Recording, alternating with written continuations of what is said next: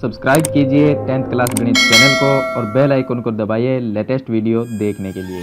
Hello friends, आज एक नई वीडियो में आपका स्वागत है। आज इस वीडियो में हम जो मॉडल पेपर 1 के क्वेश्चन रह गए थे उनको इस वीडियो में हम कवर करेंगे। तो चलिए हम शुरू करते हैं जो क्वेश्चन रह गए हैं उनको। तो देखिए, अगला जो क्वेश्चन था वो था दो चर वाले रैखिक समीकरण निकाय का हल अद्वितीय होने की शर्त क्या है।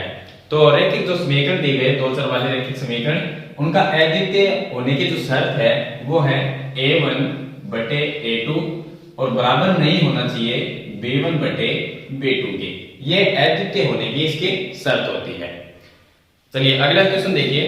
अगला क्वेश्चन दिया गया है एक द्विघात समीकरण है, उसके मूलों का योग ज्ञात करना है। तो द्विघात जो समीकरण है वो हमारी है 2x स्क्वायर प्लस में 3x प्लस में 4, तो प्लस में 3x प्लस में 4 इज इक्वल टू 0। ये एक द्विघात समीकरण दी गई है, हमें ज्ञात करना है मूलों का योग ज्ञात करना है। तो मूलों का जो योग होता है उसका फॉर्मूला होता है माइनस में b बटे a। अब देखिए, जो समीकरण द्विघात समीकरण है इसकी हम तुलना करते हैं। तुलना करने के लिए हम क्या करेंगे कि जो समीकरण हमें दी गई है, जो समीकरण दी गई है उसकी तुलना करते हैं हम ax square plus bx plus c is equal to 0। इसके साथ में तुलना करेंगे तो a का मान 2 हो जाएगा, a बराबर हो गया 2, b का मान 3 हो गया, b बराबर 3 और c का मान यहाँ पर 4 हो जाएगा, तो c बराबर 4।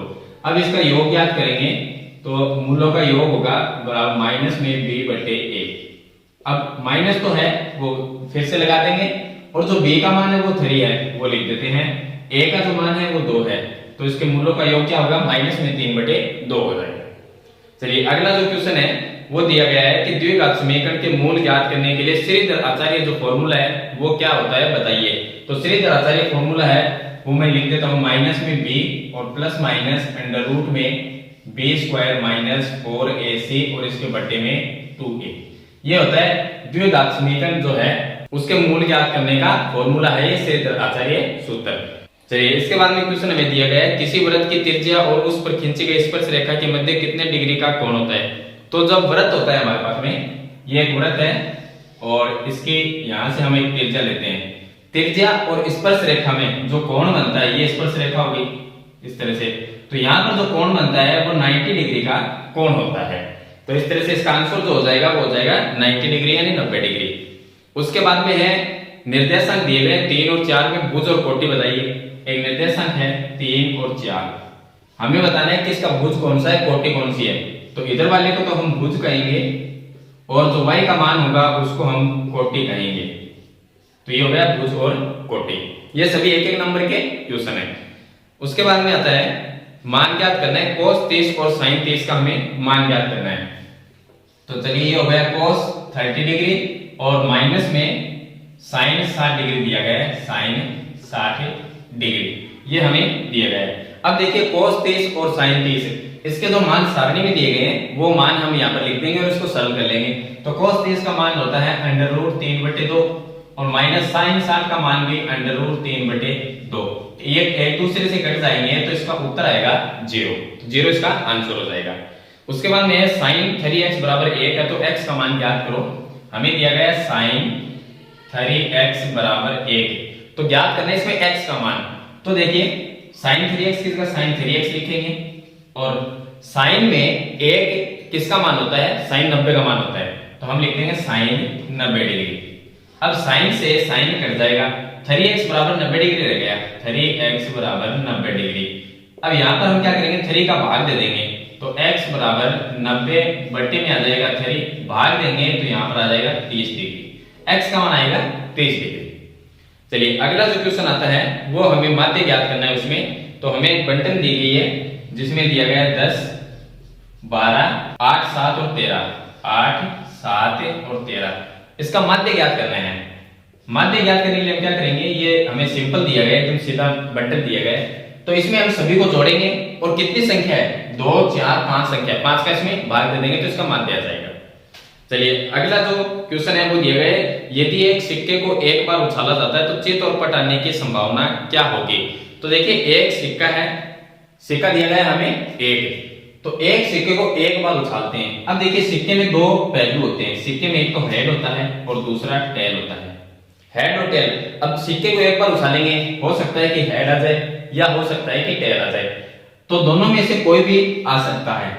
तो हम क्या लिखेंगे, सिक्के को एक बार उछाला जाता है तो एक, यानी इसमें चित या पट आने की, अगर चित आने की प्रायिकता है, इसमें दिया गया चित और पट आने की संभावना क्या होगी।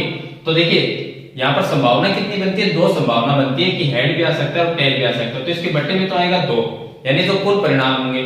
और चित अगर आने की संभावना है तो एक, चित कितने बार, एक बार उछालेंगे तो एक बार आएगा, अगर पट आएगा तो वो भी एक बार आएगा। तो इसकी जो संभावना होगी वो एक बटे, यानी कि जो प्रायिकता होगी वो 1/2 हो जाएगी। तो देखिए अगला जो क्वेश्चन है वो पार्ट बी है इसका, डैशबोर्ड में जो मॉडल पेपर 1 है उसका पार्ट बी है, जिसमें हमें 2-2 नंबर के सभी क्वेश्चन दिए गए थे। पहले वाले जो मैं क्वेश्चन आपको बता रहा था वो सभी 1 नंबर के क्वेश्चन थे। अब देखिए 2 नंबर के जो क्वेश्चन है उसमें पहला जो क्वेश्चन आता है वो है कि यूक्लिड विभाजन द्वारा 90 और 144 का महत्तम समापवर्तक यानी एचसीएफ हमें ज्ञात करना है। तो हमें दिया गया है एक संख्या है 90 और दूसरी है 144। यूक्लिड विभाजन द्वारा, यूक्लिड विभाजन जो एल्गोरिथम है उसके द्वारा हमें इसका ज्ञात करना है एचसीएफ। तो हम इसका एचसीएफ ज्ञात करते हैं। एचसीएफ ज्ञात करने के लिए बड़ी जो संख्या है 144, उसके अंदर भाग देंगे 90 का। अब 90 का भाग कितनी बार जाएगा वो हम लिख देंगे। तो 90 का डबल करेंगे तो 180 होगा, तो भाग गया एक बार, वो एक लिखेंगे। और प्लस में अब इसमें जो शेषफल रहेगा उसको हम लिख देते हैं। तो ये शेषफल आ गया इसका 54।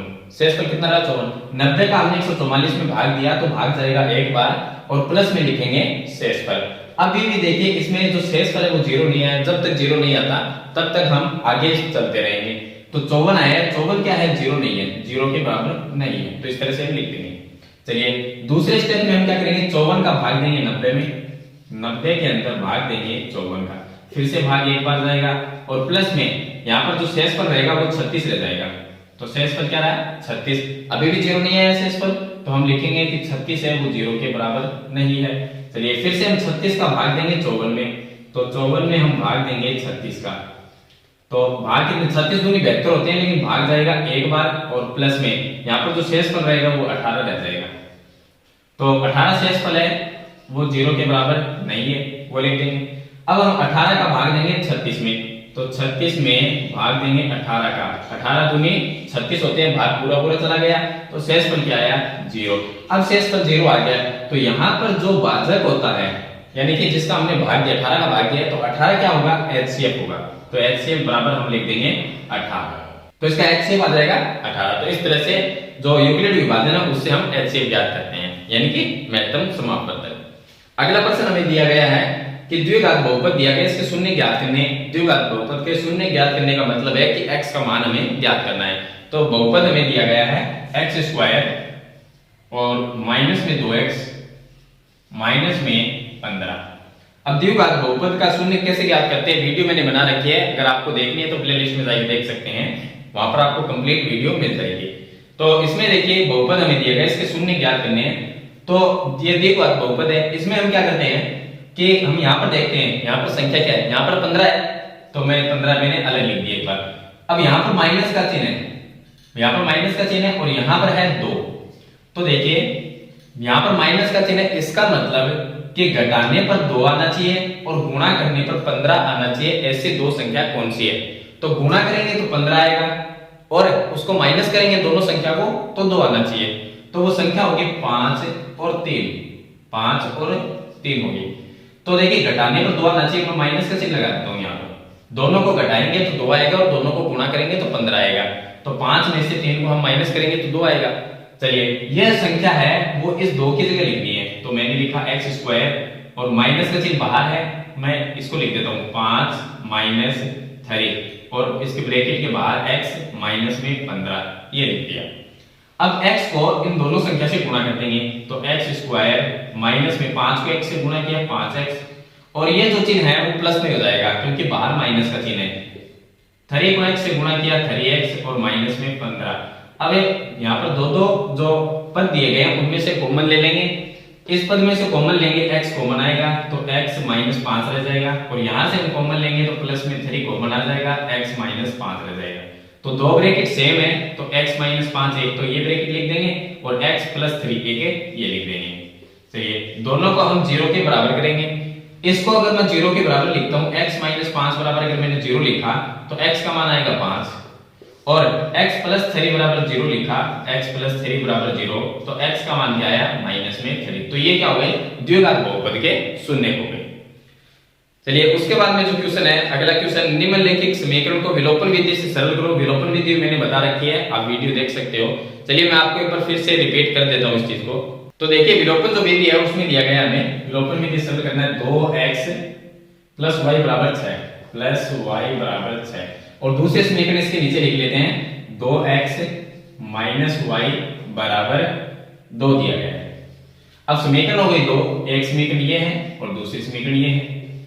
इसको विलोपन विधि से सरल करेंगे तो हम क्या करते हैं विलोपन विधि में, यहाँ पर देखिए कोई भी एक संख्या एक जैसी है, 2x यहाँ पर है, 2x यहाँ पर है, यहाँ पर y और यहाँ पर भी y है, तो यहाँ पर इसके चिन्ह चेंज करते हैं। चिन्ह चेंज करेंगे या हम ऐसा करेंगे कि इनमें से देखिए ये कट सकता है तो इसके चिन्ह चेंज करने की जरूरत नहीं है, तो हम इसको काट देते हैं कि ये प्लस में y है ये माइनस में y है। 2x प्लस 2x हो जाएंगे 4x और बराबर में 6 प्लस 2 कितने हुए 8। अब x का मान क्या आएगा 8/4, तो x का मान आ गया 2।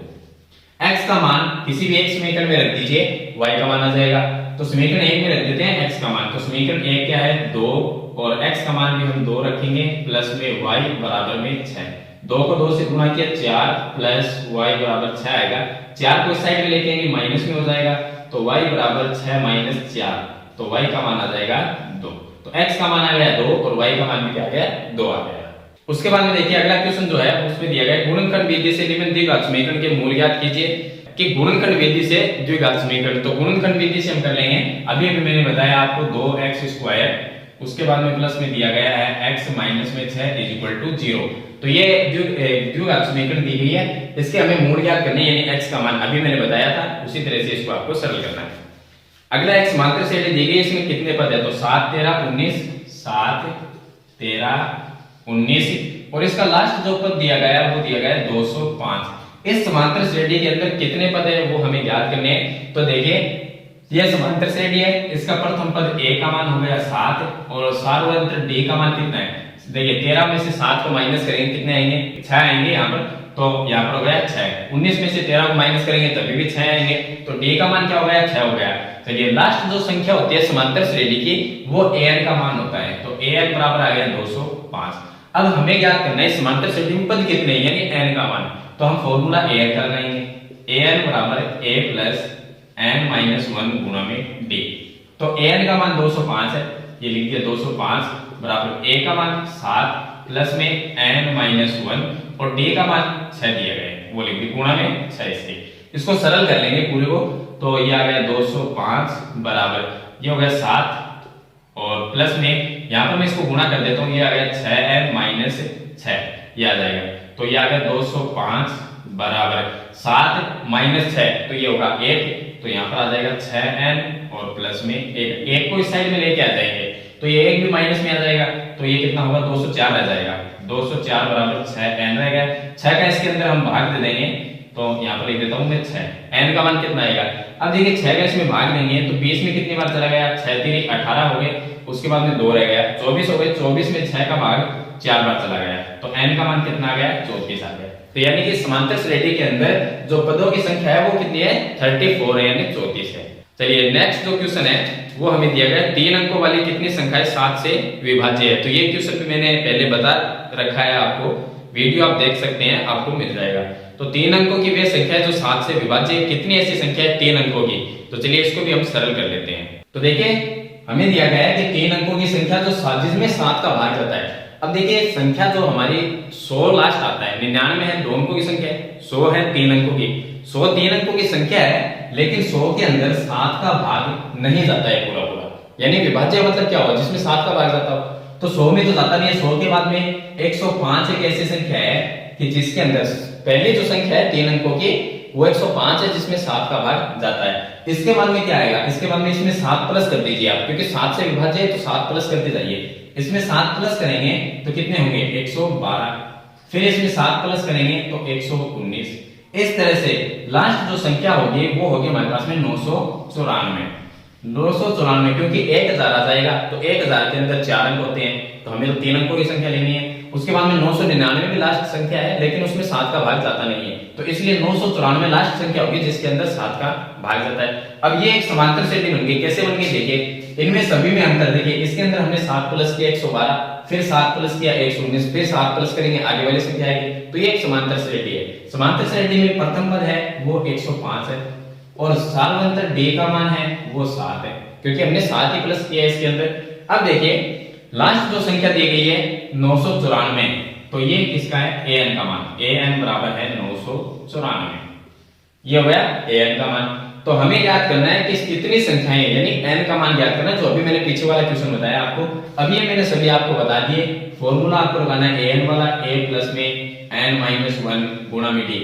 an का मान दिया गया है, a का मान भी है, d का मान भी है, n का मान आपको याद करना है, आप याद कर सकते हैं। चलिए अगला क्वेश्चन हमें दिया गया है कि 5 सेंटीमीटर लंबा एक रेखाखंड खींचिए। तो 5 सेंटीमीटर की हम एक लाइन खींचते हैं रेखाखंड। ये हो गया, मान लीजिए कि 5 सेंटीमीटर है, इसको a नाम दिया, यहाँ पर ये हो गया b। एक रेखाखंड हमने खींच लिया, उसमें उसके बाद दिया गया कि इसे 2:3 अनुपात में विभाजित कीजिए। तो हमें इसको विभाजित करना है 2:3 में, 2:3 में इसको विभाजित करना है। चलिए अब हम क्या करेंगे, इसको विभाजित करने के लिए यहाँ पर हम एक और रेखा खींचेंगे जो इस रेखाखंड AB के साथ में एक न्यून कोण बनाता हो। तो देखिए ये इस तरह से हम एक रेखा खींचेंगे जो इसके साथ में एक न्यून कोण बनाता है। तो अभी प्रकार है नहीं मेरे पास में, तो मैं आपको ऐसे बता देता हूं ताकि आपको समझ में आ जाए। तो देखिए AB के साथ में एक दूसरी रेखा खींचेंगे जो यहाँ पर न्यून कोण बनाता है। तो अब हम क्या करेंगे, देखिए हमें बांटना है इसको 2:3 के अंदर। तो 2 और 3 को जोड़ेंगे, 2 और 3 को जोड़ेंगे, 2 + 3 बराबर कितने होंगे, 5 होंगे। तो नीचे वाली जो रेखाखंड है इसको हम 5 भाग में बांटेंगे। 5 भाग में बांटना कैसे, आपको इसको कोई भी नाम दे देते, चलिए यहाँ पर x y कोई भी नाम दे दिया। 5 भाग में नीचे वाली रेखा को बांटना है। कैसे बांटेंगे, प्रकार को आप थोड़ा सा खोल लीजिए और प्रकार का चाप मार दीजिए बराबर बराबर। पहला चाप हमने यहाँ पर मार देते हैं, दूसरा ये हो गया, फिर तीसरा, ये चौथा हो गया और ये 5वां हो गया। इस तरह से प्रकार से बराबर कितना भी प्रकार लीजिए, आप थोड़ा सा खोल लीजिए प्रकार को, कोई नाप नहीं है उसका। बिना नाप के आप एक ही नाप रखिए और सभी जगह 5 चाप काट दीजिए इस तरह से। और लास्ट वाले को इसको फिर नाम दे दीजिए A1, ये A2, A3, A4 और A5 नाम दे दीजिए। A5 है लास्ट वाला, उसको B से मिला दीजिए। तो यहां से मैं इसको मिला देता हूं।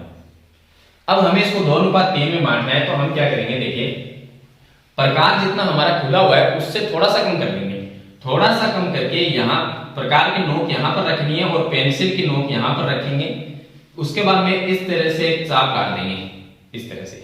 अब जितना चाप यहाँ से कटा है उतना ही हमें, देखिए पहला क्या है 2 यानी A2 और दूसरा क्या है A3। तो हमें पहला ही रखना है इसमें। तो पहला इसमें दिया गया है 2 दिया गया है, उसके अकॉर्डिंग हम क्या करेंगे, लास्ट वाला देख लिया हमने A5 से B को मिला दिया। अब जो आगे वाली संख्या है 2 है, तो हम क्या करेंगे कि जितना चाप यहाँ पर काटा है उतना ही चाप A2 पे रख के और यहां से इस तरह से काट देंगे। कट गया। अब प्रकार से यहां से ये नाप लेंगे, प्रकार से ये कितना है। तो यहां से हम क्या करेंगे, ये नापने के बाद में प्रकार के नोक को यहाँ पर रख के एक चाप इस तरह से आप काट दीजिए। अब हम क्या करेंगे, यहां से इस पॉइंट को यहां से इस पॉइंट को इस तरह से मिलाएंगे। तो ये दोनों जो रेखाएं होगी वो आपस में क्या होगी, समांतर होगी। तो अब इसको नाप के देख लीजिए, ये 2:3 के अंदर विभाजित हो गया है। उसके बाद में इसकी रचना लिखनी है। रचना में जिस तरह से आपने जो काम किया है उसी तरह से रचना लिखनी है कि पहले एक रेखाखंड खींचा, उसके बाद में किरण खींची हमने जो AX है। यहाँ पर प्रकार से हमने इसको 5 भाग में बांट दिया यानी विभाजित कर दिया। उसके बाद में हमने यहाँ पर थोड़ा सा प्रकार खोला और इस तरह से एक चाप काट दिया। उसी तरह से यहाँ पर A2 पर भी एक चाप काट दिया। उसके बाद में यहाँ पर एक चाप इतना नाप कर और यहाँ पर एक चाप काट दिया। ये दोनों रेखाएं आपस में समांतर हो गई। तो इनका जो विभाजन है वो कितना होगा, 2:3 का होगा। आप इसको नाप के देखिए, इस रेखा को और इस रेखा को आप नाप के देख लीजिए। यहाँ पर जो भी अनुपात आएगा वो 2:3 ही होगा। तो इस तरह से आपको ये रचना करनी है। चलिए अगला जो क्वेश्चन है वो हमें दिया गया कि 5 सेंटीमीटर त्रिज्या के एक वृत्त पर 2 स्पर्श रेखा खींचनी है जो परस्पर 60 डिग्री के कोण पर झुकी हो। तो अब देखिए इसमें एक वृत्त बनाना है हमें 5 सेंटीमीटर का। तो चलिए पहले एक वृत्त ही बना लेते हैं। 5 सेंटीमीटर का हम एक वृत्त बनाएंगे। और ये इसके केंद्र बिंदु हो गया। अब इसकी त्रिज्या है वो 5 सेंटीमीटर है, तो त्रिज्या 5 सेंटीमीटर है, हम क्या करेंगे, एक वृत्त तो हमने बना लिया। अब इसके वृत्त के अंदर हम यहां से एक इसका व्यास लेंगे, ये हमने एक व्यास ले लिया। आप फुट से सीधी लाइन खींच दीजिए, व्यास हो गया। व्यास का कोई भी नाम लिख दिए, इस बिंदु को ओ नाम दे दिया, यहाँ पर ए नाम दे दिया, इस बिंदु को बी नाम दे दिया, कोई भी नाम दे दीजिए आप। तो ये हो गया इसका व्यास। हमें बनाना है 60 डिग्री पर झुकी हुई स्पर्श रेखा खींचनी है, यानी दो स्पर्श रेखा जो आएगी, एक ए बिंदु पे और दूसरी यहाँ पर एक स्पर्श रेखा, मतलब इस वृत्त पे दो स्पर्श रेखा आएगी, लेकिन उनका कोण कितना होगा, उनका कोण होगा 60 डिग्री के कोण पे झुकी हुई है। मतलब यहाँ से अगर वृत्त बनाए तो इस तरह से बनना चाहिए, तो ये जो कोण होगा वो कितना होगा, 60 डिग्री का कोण होना चाहिए। इसके लिए हम क्या करेंगे, देखिए अब देखिए इसमें आगे हम क्या करेंगे कि प्रकार को थोड़ा सा खोलेंगे, मतलब जितना मर्जी हो उतना थोड़ा सा प्रकार खोलेंगे, और यहाँ पर एक 60 डिग्री का कोण है, यहाँ पर प्रकार की नोक रखेंगे, यहाँ पर पेंसिल की नोक होगी और इसको इस तरह से घुमाएंगे। इस तरह से घुमाने के बाद में यहाँ पर प्रकार को रख के 60 डिग्री का एक चाप काटना है आपको, इस तरह से ये चाप काट दिया। अब यहाँ से हम इसको मिला देंगे इस तरह से, तो ये कोण बनना चाहिए 60 डिग्री का। तो ये जो कोण है वो 60 डिग्री का बनना चाहिए। चलिए हमने बना दिया, जितना प्रकार हमने खोला था, चाप काटा था, उतने से यहाँ पर प्रकार को किस तरह से घुमाइए, फिर यहाँ पर एक 60 डिग्री का चाप कटेगा इस तरह से, फिर 120 का काट दीजिए। अब क्या है कि जो वृत्त होता है उसकी जो त्रिज्या होती है और स्पर्श रेखा के बीच में जो कोण बनता है वो 90 डिग्री का कोण बनना चाहिए। तो हम क्या करेंगे, ये यहाँ से ये त्रिज्या यहाँ तक माने तो ये त्रिज्या है, और त्रिज्या के साथ में स्पर्श रेखा का 90 डिग्री का कोण बनना चाहिए। तो यहाँ से हम चाप काटेंगे 60 120 का, उसके बाद 90 का कोण बनाना है। तो अब 120 भी है 60 भी है, जिससे चाप यहाँ पर इस तरह से काट देंगे, तो यहाँ से एक 90 डिग्री का कोण बनना चाहिए। तो चलिए मैं इसको यहाँ से इस तरह से मिला देता हूँ, ये क्या बनना चाहिए, 90 डिग्री का कोण बनना चाहिए। तो ये 90 डिग्री का यहाँ पर बना दिया। दूसरा यहाँ पर भी हम 90 डिग्री, यहाँ पर नहीं बनाना, यहाँ पर 90 डिग्री का कोण बनाना है। तो प्रकार को यहाँ पर रखेंगे, फिर यहाँ से इस तरह से चाप काटेंगे, पहला चाप 60 डिग्री का, दूसरा 120 डिग्री का, दोनों से हम क्या करेंगे 90 डिग्री का, इस तरह से 90 डिग्री को काटेंगे। तो ये 90 डिग्री का यहाँ पर कट जाएगा, जहां पर भी कटेगा प्रकार से आप करोगे सही तरीके से बनेगा। 90 को हम क्या करेंगे, इस पॉइंट से मिलाएंगे इस तरह से, 90 डिग्री को इस पॉइंट से हम इस तरह से मिला देंगे। तो आगे जाके ये दोनों रेखा आपस में जहां पर भी कटेगी तो ये कोण जो है वो 60 डिग्री का कोण होगा, 60 डिग्री के कोण पे ये झुकी हुई रेखा होगी। तो इसका प्रोसेस मैंने बता दिया है, प्रकार से बनाना आपको किस तरह से प्रकार होता तो अच्छे तरीके से बनता। आप एक बार कोशिश जरूर करें बनाने की, आपको समझ में जरूर आ जाएगा। अगला सवाल दिया गया है कि साइन ए बराबर 3/4 है। तो साइन ए बराबर 3/4 है, हमें ज्ञात करना है कोस ए का मान और टेन ए का मान। टेन ए और कोस ए का मान ज्ञात करना है। तो देखिए टेन ए और कोस ए, इसका मान याद करने के लिए मैं एक फॉर्मूला बता देता हूं आपको छोटा सा, कि आप फॉर्मूला याद रखें एल ए एल बटे के ए। ये कोई फॉर्मूला दिए बुक में दिया हुआ है, ऐसे बनाया हुआ है। इससे हम ये याद रख सकते हैं कि पहला जो है वो होता है साइन, ये है साइन, और ये कोस, ये टेन। तो देखिए पहला साइन है, साइन में क्या आता है, लंब बटे कर्ण आता है। उसके बाद में कोस में आधार बटे कर्ण होगा, और टेन के अंदर लंब बटे आधार होगा। इस तरह से ये आप याद रख सकते हैं इससे। तो चलिए हमें कोस ए याद करना है, इसका मतलब कोस कौन सा है, आधार बटे कर्ण।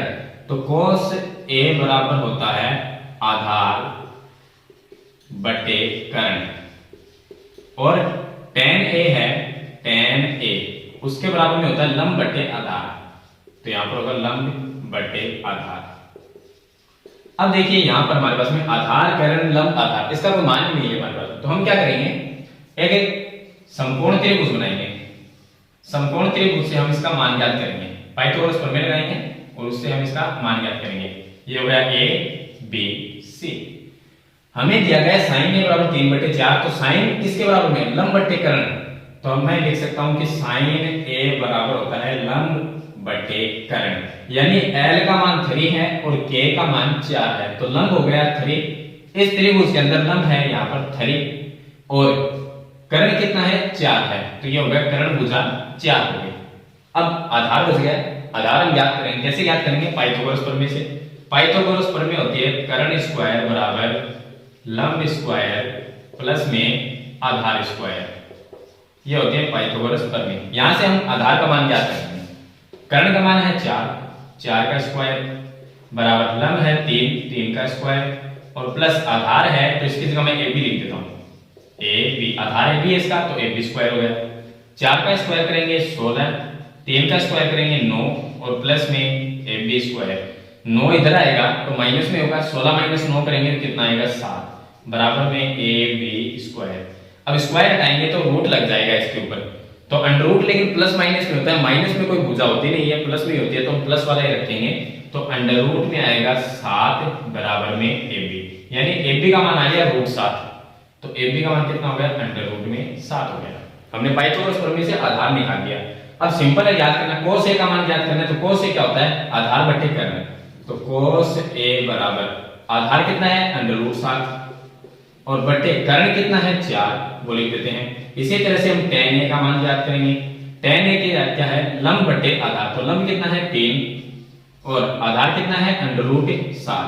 तो इस तरह से cos a और tan a का हम मान है वो हम ज्ञात करेंगे। तो मैंने आपको प्रोसेस सारा बता दिया, इसका सिंपल है याद करना। चलिए अगला जो क्वेश्चन है वो हमें दिया गया है, निम्नलिखित का मान ज्ञात करना है। तो मान ज्ञात करना है, हमें दिया गया है 2 tan स्क्वायर 45 डिग्री और प्लस में दिया गया है cos स्क्वायर 30, माइनस में दिया गया है sin स्क्वायर 60 डिग्री। तो ये हमें दिया गया है। अब देखिए यहां पर सभी का मान रख देंगे सारणी से, तो 2 की जगह 2 आ गया। tan 45 का मान होता है 1 उसका स्क्वायर प्लस cos की जगह cos 30 का मान होता है √3/2 इसका स्क्वायर कर देंगे और माइनस में sin 60 का मान होता है √3/2 इसका स्क्वायर कर देंगे। चलिए यहां पर देखिए ये प्लस में है और ये माइनस में है, तो ये तो दोनों ही कट जाएंगे। आप इसको सरल करके लिख दो फिर भी कट जाएंगे। तो यहां पर क्या आएगा, 1 का स्क्वायर 1 हुआ और 1 को 2 से गुणा करना है तो इसका आंसर क्या आएगा, 2 ही आएगा। तो ये इसका आंसर हो गया। उसके बाद में हमें दिया गया है कि माध्य ज्ञात करना है। तो माध्य के लिए हमें एक सारणी दी गई है जिसमें आप माध्य के लिए 3 फॉर्मूले हैं, एक तो है प्रत्यक्ष विधि वाला, दूसरा है कल्पित माध्य विधि वाला और तीसरा है पग विचलन विधि का। तो तीनों फॉर्मूले से आप माध्य है वो ज्ञात कर सकते हैं। तो चलिए मैं इसकी सारणी है वो बना देता हूं। तो देखिए मैंने यहाँ पर सारणी बना दी है। सारणी इस तरह से दी गई है, लेकिन हम हल करेंगे तो इस तरह से सारणी आपको बनानी पड़ेगी।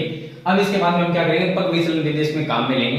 तो पग विचलन विधि में होता क्या है कि हमें u निकालना पड़ता है। इसके अंदर u निकालेंगे, u कैसे निकलता है कि x में से माइनस करेंगे a और बट्टे होता है h। इस तरह से हम निकालते हैं u का मान। कहने का मतलब ये है कि यहाँ जो हमें x का मान दिया गया है उसमें से हमें एक कल्पित माध्य मानना है। तो मैं यहां पर लिख देता हूं कि माना कल्पित माध्य है, उसको हम बीच में से कोई संख्या मान लेते हैं, जैसे कि 45 मान लिया। तो a का मान क्या है 45, कल्पित माध्य है उसे हम a से लिखते हैं। तो a का मान 45 हो गया, हमने 45 मान लिया। अब यहां पर a जो है इसके जगह अगर मैं 45 लिख देता हूं तो क्या फर्क पड़ता है, कोई फर्क नहीं पड़ता। यानी हमें x का मान जो है, ये जो x की संख्या है इनको 45 में से माइनस करना है, फिर h का भाग देना है। h यहाँ पर क्या है, इन सभी संख्याओं में अंतर कितने का है। तो 25 प्लस 10 करेंगे 35, फिर 10 45, फिर 10 55, फिर 10 करेंगे 65, यानी 10 का अंतर है। तो h जो है उसको हम अंतराल कहेंगे जो कि 10 हो जाएगा। तो h की जगह हम लिख देंगे 10, ये लिख दिया 10। अब इसका मान ज्ञात कर लीजिए। तो देखिए पहले हम क्या करें, x है, x का मान कितना है 25, 25 में से 25 माइनस 45 करेंगे कितना आएगा 20 आएगा। 20 में भाग देंगे, माइनस में 20 आएगा, उसमें 10 का भाग देंगे तो क्या आया 2 आएगा, ये आ गया 2। उसके बाद में 35 माइनस 45 करेंगे 10 आएगा माइनस में, और 10 में हम 10 का भाग देंगे तो माइनस 1 आएगा। फिर यहाँ पर 45 माइनस 45 0, 0 में 10 का भाग देंगे तो 0 आ जाएगा। उसके बाद में 55 माइनस 45 करेंगे तो 10 आएगा, यानी कि प्लस में 1 आएगा यहाँ पर। फिर 65, x का मान 65 रखेंगे, माइनस 45 करेंगे 20 आएगा प्लस में, और उसमें 10 का भाग देंगे तो कितना आएगा 2 आएगा। तो इस तरह से हम यहाँ पर u का मान निकाल लेंगे। अब इसके बाद में हम लिखते हैं कि f का और u का गुणा, यानी f की जो संख्या और u की जो संख्या उसका गुणा, तो उसको हम f u से लिखते हैं। यहाँ पर i लिखा हुआ है इसके अंदर। तो f i और u i, 4 को 2 से गुणा कर लेंगे 8 आ जाएगा। 28 को माइनस से 1 से गुणा करेंगे, माइनस में 28 आ जाएगा। 42 को 0 से गुणा करेंगे 0, 20 को 1 से गुणा किया 20, और 6 को 2 से गुणा करेंगे तो 12। इस तरह से हम एफ और यू का, एफ गुणा यू यानी एफ और यू का गुणा वो कर लेंगे। उसके बाद में चलिए मैं यहाँ पर इसका जो मान है वो लिख देता हूँ। तो एफ की जो संख्या है उसका जोड़ करेंगे, तो इसका जोड़ है वो मैं यहाँ पर लिख देता हूँ। उसको सिग्मा एफ से लिखेंगे जिसका मान आएगा 100। सभी संख्या को जोड़ेंगे तो 100 आएगा। और यहाँ पर हम करेंगे सिग्मा एफ यू यानी एफ यू की जो संख्या है उसका जोड़ करेंगे, तो उसका जो योग आएगा वो माइनस में 22 आएगा। चलिए अब इसका जो फॉर्मूला है वो मैं लिख देता हूँ। तो ये इसका फॉर्मूला आता है, मैंने लिख दिया, पर विचलन दे देगा। यहाँ पर हमें देखिए x बार बराबर a का मान कितना है 45 वो लिख देंगे। उसके बाद में प्लस सिग्मा एफ यू, तो सिग्मा एफ यू का मान माइनस में 22 है वो लिख दिया, बटे में सिग्मा एफ का मान 100 दिया गया है वो लिखेंगे, और गुणा में h का मान गुणा में 10 लिखेंगे क्योंकि h का मान क्या है 10 है, तो 10 लिख दिया। इसको सरल कर लीजिए आप, तो x बार जो भी मान आएगा वो होगा यहाँ पर मान 23 का। अब देखिए अगला जो सवाल है वो है कि हमें एक सारणी दी गई जिसके अंदर हमें बहुलक है वो याद करना है। तो चलिए मैं इसकी सारणी पहले बना देता हूँ। तो देखिए हमें ये सारणी दी गई है बहुलक की, जिसमें वर्ग अंतराल ये दिया गया है और f का मान दिया गया, यानी f को बोलते हैं हम बारंबारता। तो हमें वर्ग अंतराल और बारंबारता दी गई है, बहुलक इसमें हमें याद करना है। तो सबसे पहले देखिए हम ये देखेंगे कि सबसे बड़ी बारंबारता कौन सी है। तो मैं यहाँ पर लिख देता हूँ कि सबसे बड़ी बारंबारता सबसे बड़ी जो बारंबारता यानी f का जो मान है वो पहले लिखना है। तो सबसे बड़ी देखेंगे 61 है, ये हो गई 61। तो मैं यहाँ पर लिख देता हूँ 61, ये हो गई। अब 61 के सामने वर्ग अंतराल कौन सा है वो लिखेंगे। तो यहाँ पर लिखना है वर्ग अंतराल, ये लिखना है वर्ग अंतराल। तो देखिए वर्ग अंतराल क्या है इसके सामने, तो ये होगा 60 से 80। यहाँ पर हम लिख देते हैं 60 से 80, याद आएगा। चलिए अब हमें बहुलक जो फॉर्मूला है वो ये फॉर्मूला है, इसके अंदर मान रखना है L का मान, F1, F0, F2 का मान और H का मान। अब H का मान कहां से, सभी का मान मैं बता देता हूँ कहां से आएगा। देखिए सबसे पहले L का मान, तो L का मान क्या होगा, L का मान होगा वर्ग अंतराल, इसकी जो पहली संख्या है वो L का मान होता है यानी 60 होगा। चलिए उसके बाद में H का मान, H जो है इनके बीच में अंतर कितना, 60 से 80 के बीच में अंतर कितने का है 20 का, 20 लिख दिया। उसके बाद में L का मान हो गया, H का हो गया, F1, F0, F2। तो जो हमारी सबसे बड़ी बारंबारता है उसको हम कहेंगे F1, उसके नीचे वाली F2, उसके ऊपर वाली F0, ये हो गई। तो सभी के मान आ गए। इस फॉर्मूले में सभी मान लिख दीजिए आप। L की जगह हम लिखेंगे 60, इसकी जगह मैंने लिख दिया 60 प्लस, उसके बाद में F1 का मान लिखेंगे 61, ये हो गया 61, माइनस F0 का मान लिखेंगे 52, ये आ गया 52, और बट्टे में 2F1, F1 का मान कितना है 61, इसका हम डबल कर देंगे तो 122 आ जाएंगे हमारे पास में, तो 122 आ जाएंगे। चलिए 122 और माइनस F0 का मान कितना है 52 है वो लिख देते हैं 52, और माइनस F2 का मान कितना है, तो F2 का मान 38, ये हो गया। और गुणा में H का मान है, यहाँ पर H का जो मान था वो हमने लिखा था 20, तो ये आ गया 20। सभी मान हमने लिख दिए। इसको आप सरल कर लीजिए, सरल करने के बाद में जो भी आंसर आएगा वो इसका बहुलक होगा। तो अगर आप सरल करेंगे तो पहले आपको ब्रैकेट वाली संख्या सरल करनी है, उसके बाद में जो ब्रैकेट की संख्या सरल होगी उसके बाद में 20 से गुणा करना है, और लास्ट में आपको 60 को प्लस करना है। ये आपको ध्यान रखना है कि जो यहाँ पर प्लस में जो संख्या होगी उसको लास्ट में जब ये पूरा सरल हो जाए तो उसके बाद में आपको 60 को प्लस करना है।